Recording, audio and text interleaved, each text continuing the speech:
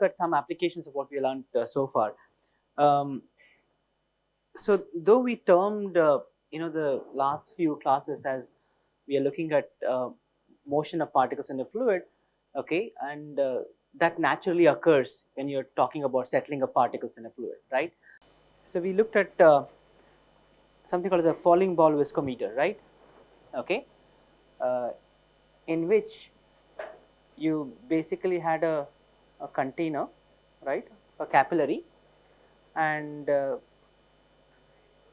you take a particle of known properties, okay, that means known diameter and known density, okay, and if you have a way of measuring what is the density of the fluid that you're working with, right, and then if you have a way of calculating or measuring what is the terminal velocity, that is the maximum possible velocity that the particle attains, okay, in a given external field, okay, and if you're working in under the influence of gravity, right, so therefore what I can do is I know that this ut I can relate, it goes as g dp square into rho p minus rho divided by 18 mu, right? That's for your Stokes regime, okay.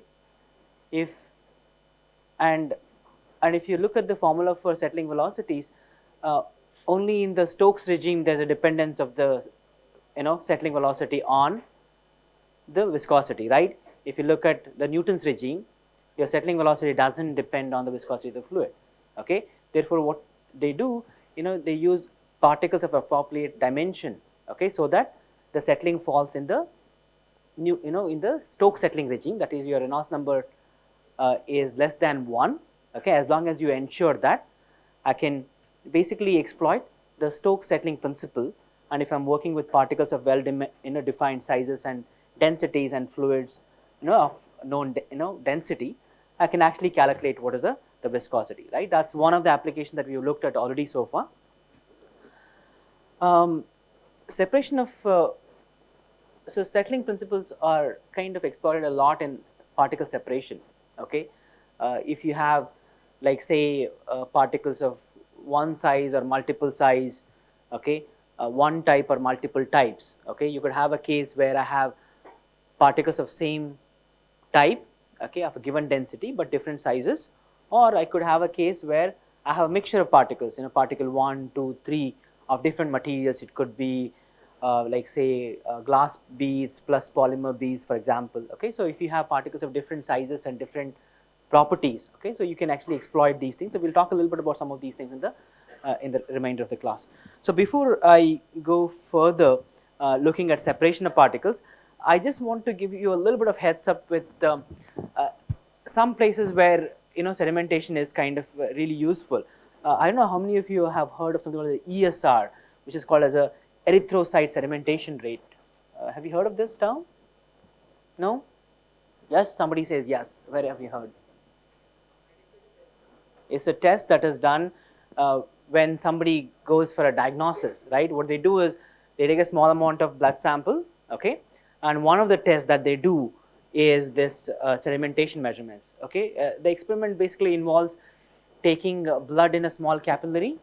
You just let it sediment, okay, and looking at the sedimentation rate, you can actually tell something about whether the blood belongs to a male or a female, somebody who's young or old, okay. Plus it also is one of the nice ways of measuring or finding out if there's something called the inflammation, okay. Whenever somebody has some disease, okay, there's going to be inflammation, right? So so basically this sedimentation rate measurements are simpler measurements for kind of as a first tool for diagnosis, okay.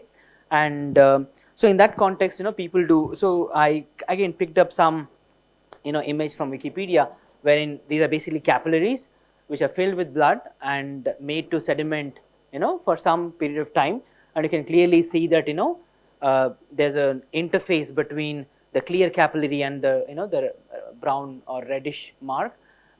From finding out what is that interface, I can say something about sedimentation, right? If I had a homogeneous, so maybe just to tell you, so initially the blood was, say in this case, the blood was filled up to this level. Okay, after some time, you can clearly see all the whatever particles that you had in blood, okay, RBCs and other stuff, that has now the mark is here. Therefore, this is a clear plasma. There's no particles there, okay, and all the particles are now kind of concentrated here, right? So basically, by measuring this interface, okay, between the clear fluid and the samples where there are blood particles, I can actually measure the sedimentation rates. Okay, this is what is typically done, and depending upon, as I said, disease conditions and the type of person you're dealing with, you'll have different values. Okay, so this is one applications where you can actually use exactly the same equations that you used. Okay, you should, if you know the dimensions of the blood, if you know the viscosity of the blood, you can actually also calculate what is the settling rate. I'm going to talk about an application that kind of people have. So in the class so far, I only talked about mostly sedimentation and the influence of gravity, right? Of course, we did mention that you can use external force in the form of centrifugal forces to do sedimentation as well, right? So there's a nice concept called paperfuge. Okay, any thoughts what it could be? Okay, this actually, it comes from a paper that appeared in 2017 in a journal called Nature Biomedical Engineering. It's published by a group in Stanford, which is headed by Manu Prakash. Okay, and there's one person who is Saad Bamla, who's involved with this work. He's an IITM undergrad. He finished his BTech few years ago, finished his PhD in Stanford. Okay, so the title of the paper is Hand-Powered Ultra Low Cost Paper Centrifuge. Okay, the reason why they call it as paperfuge is because it's a centrifuge, and we can actually make it out of paper, right? So I just have a video from. Okay, let me just try and show you a video of this. I'm sure all of you have played with this at some point.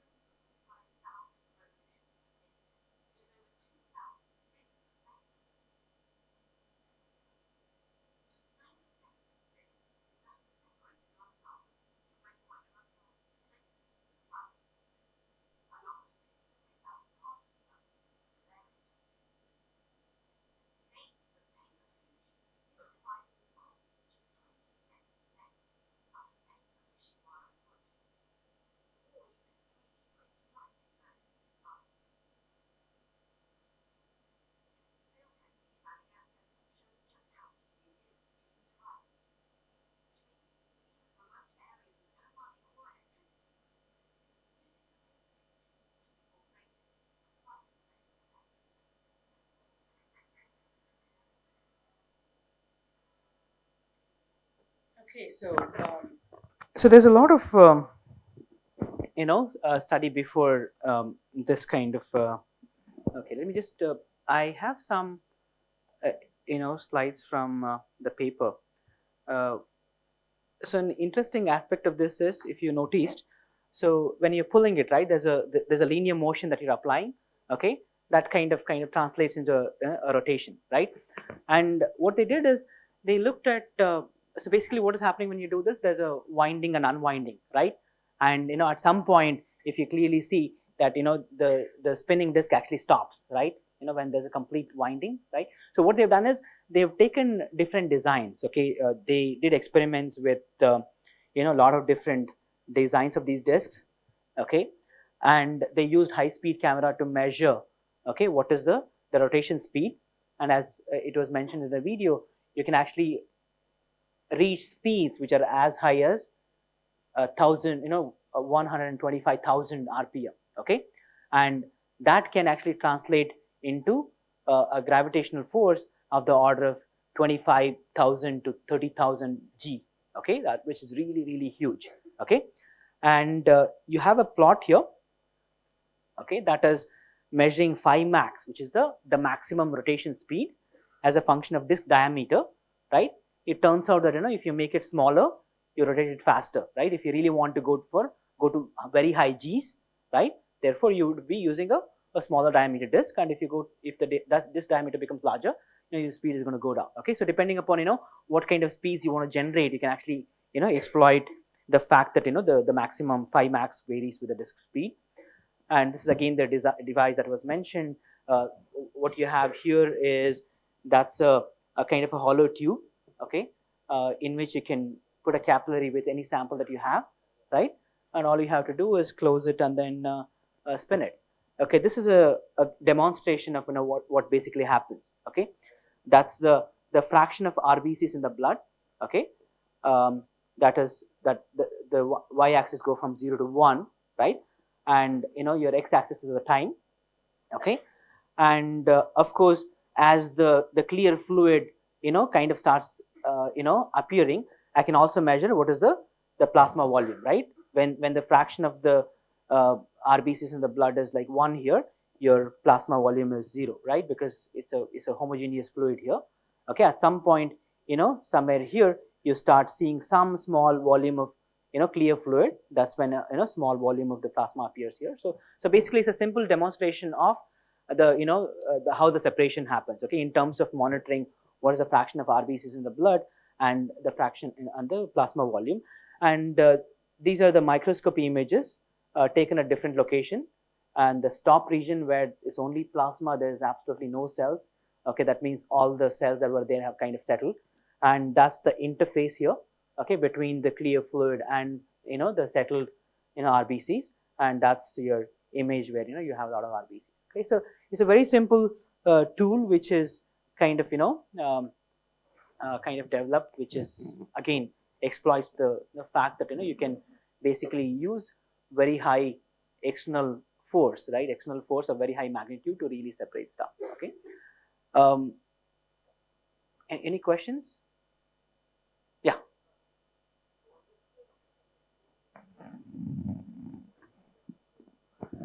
So, okay, do you understand the plots?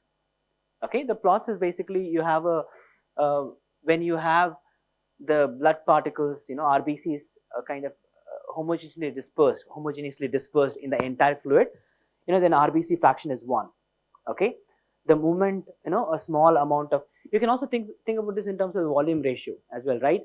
I have the entire volume of the fluid, okay, and of course I don't have any fluid without the particles. So in that case, my the reference is 1. Okay, therefore in the next stage what I see is I have a very small fraction of the clear fluid that is formed. Okay, that volume divided by the total volume of the blood that I had taken, that gives you some fraction. Is basically a measure of how much of sedimentation has occurred, right? Now on the right, what you have is basically microscopy images. Okay, the fact that I clearly see visually there's a difference for sure, okay, between when I started and and at some instant during your separation. And other way of confirming this would be just to take out some small sample from different locations and you do microscopy.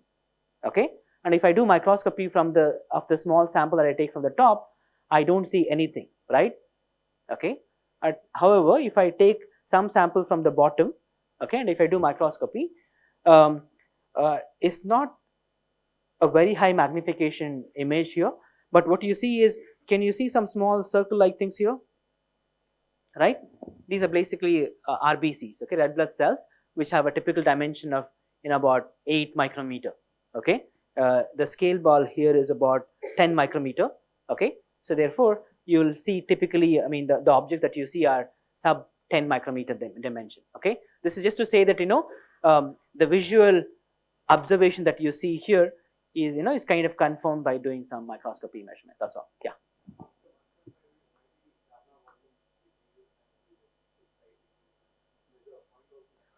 Oh, so basically, I mean, no, this is a, see what they have done. So you're talking about, see these, you see these large error bars, right?